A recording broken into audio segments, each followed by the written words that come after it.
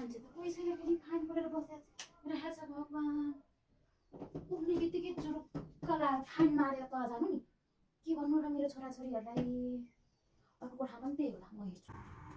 यो कोठामा पनि फाइन यत्तिकै आउने गरेछ। मान्छे कोही छैन, 1 घन्टा भइसक्यो, मान्छे तलै छ सबैजना।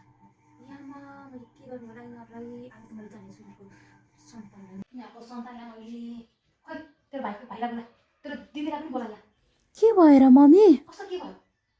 तिमीहरूलाई मैले कति भनेको छु, जुरुक्क उठ्ने बित्तिकै त्यो फाइन चाहिँ बन्द गरेर आऊ है तल भने। सुनेको छ तिमीहरूले? माथि 2टै कोठामा फाइन टट लागेर चलिरहेछ।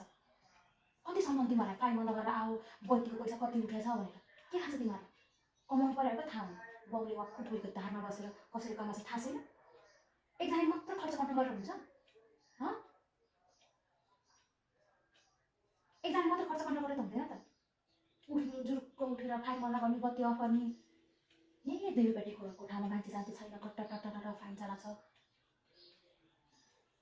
भोलि पर्सि कमाइसकेपछि तिमीहरूले यो सबै परिवारलाई पालेर अहिले यो सबै सुविधाहरू दिएर राख्न सकेछौ भने यो नाक काटेर म पापमा राखिदिन्छु। अनि थाहा पाउँछ कसरी कमाएर बाउले ल्याएर छ भनेर, कसरी खुकुरीको धारमा बसेर चलाएको छ भने। के थाहा तिमीहरू? भोलिदेखिबाट मैले त्यो फाइन 2टै कोठामा 3टै कोठामा आउनु देखाउँछ तिमीहरूलाई। मैले के गर्छु, फाइन सँगसँगै माथि झुन्डा काटिदिन्छु मैले।